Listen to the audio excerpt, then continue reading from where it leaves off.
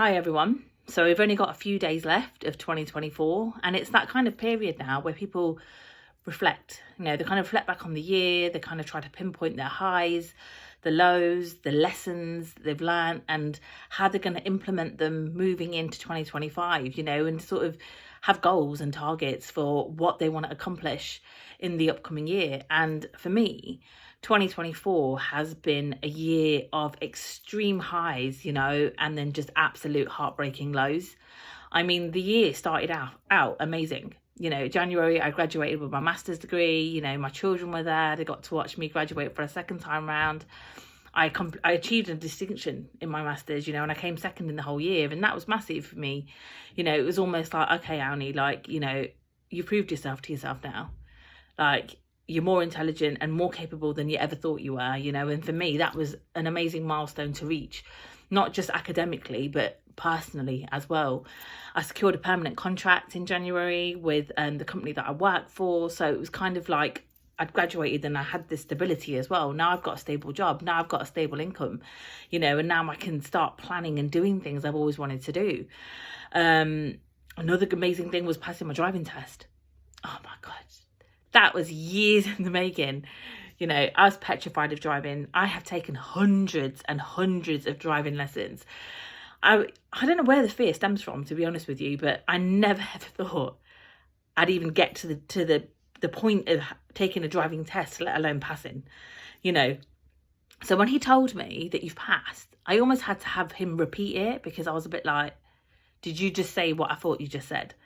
So that was an amazing milestone, because it kind of allowed me to have the freedom that I've never had before, and then buying my first car. I mean, she's a little Golf, but I absolutely love Luna to death. That's her name, because she's silver, and I love astronomy as well. So that was amazing. Learning to drive the motorway so fast as well. I literally had passed, and within a week I was on the motorway, because of course Rico lived in Wolverhampton.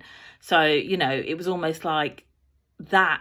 Him living in Wolverhampton encouraged me to sort of learn how to drive on the motorway pretty damn quickly. And then I work in Ashby as well. So, another reason to sort of start becoming quite confident on the road. And I'm still not saying I'm confident, because I'm not, but you know what I mean? Just getting used to driving these, different roads, and just sort of finding my feet, finding my wheels on them then, so that was an amazing milestone.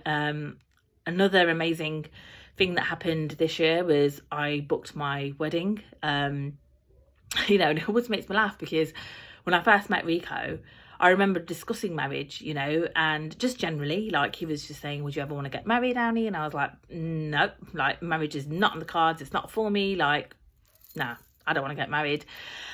And then here we are, 3.5 years later, booking my wedding, and it just goes to show that the right person can have you wanting things that you didn't even know you wanted.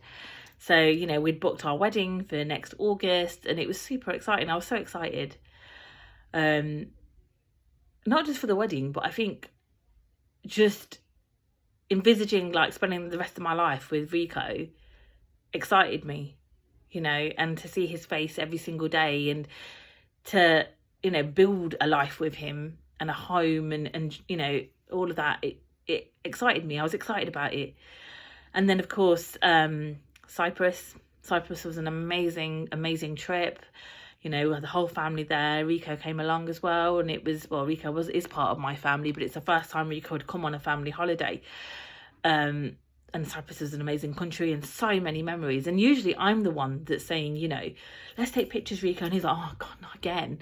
But on holiday in Cyprus, he literally wanted to take 10,000 pictures. And I'm so grateful for that, sort of now.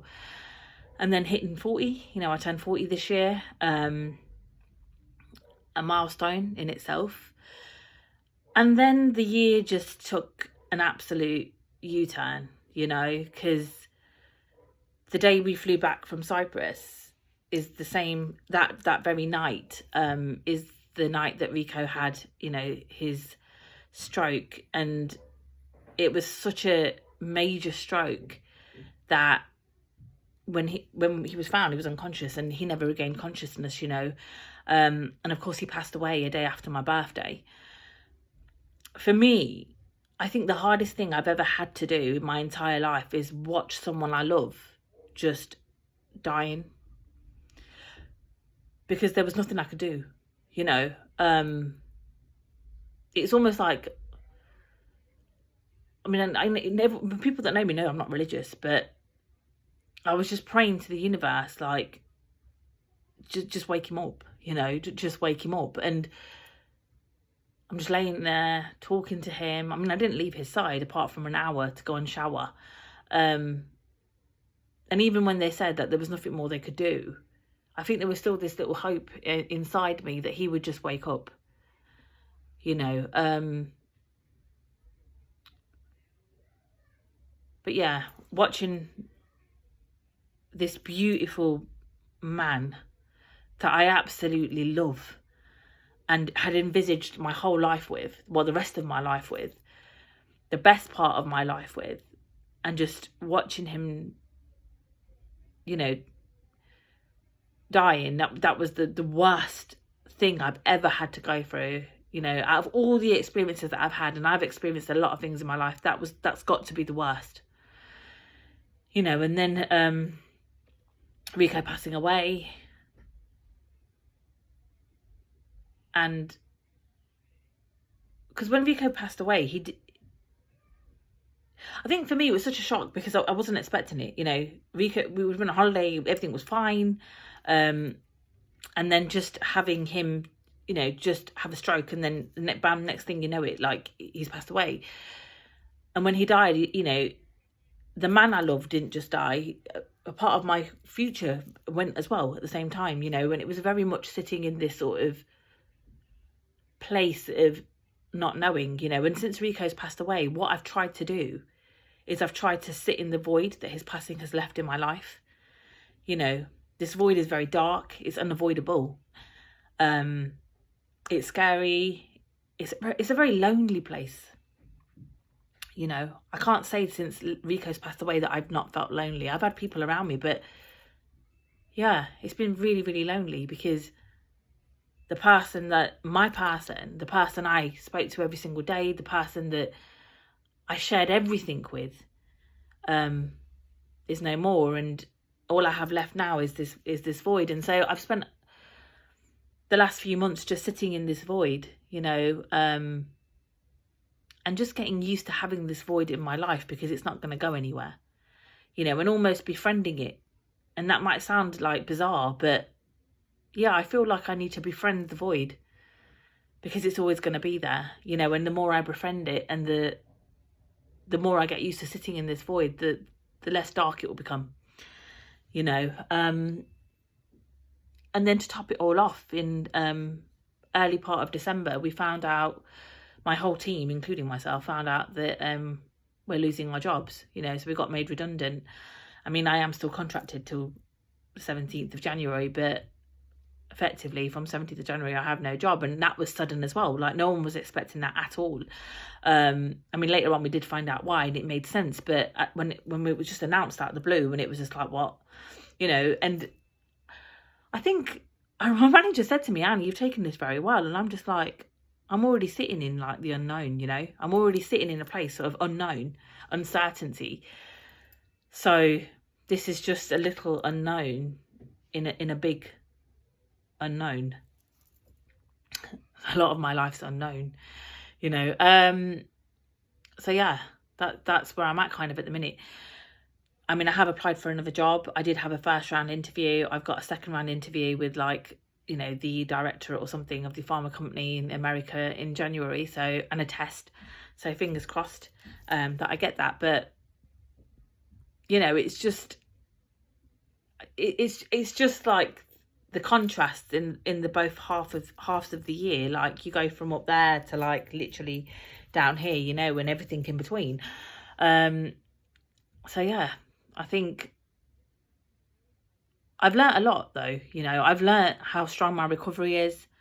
You know, I don't think I realised how strong I was in my recovery until Rico passed away, and then just reflecting back on the last few months and how I've navigated it.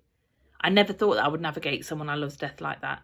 But I'm proud of myself, because I feel like I've done it the best way I possibly could. You know, I've tried to be more spontaneous. And I think I've said this in the previous videos, you know, a lot of lessons that I've learned from this year have been from Rico and just trying to implement those in my life. I mean, moving into next year, I don't make New Year's resolutions. I stopped doing that a while back, you know.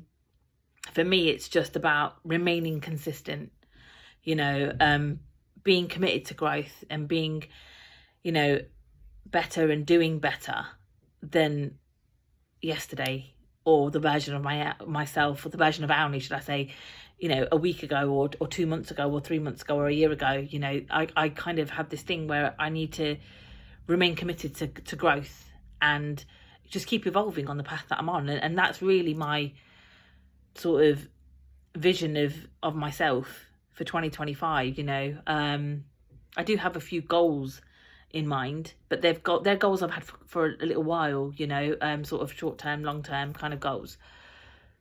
But yeah, it's been a year.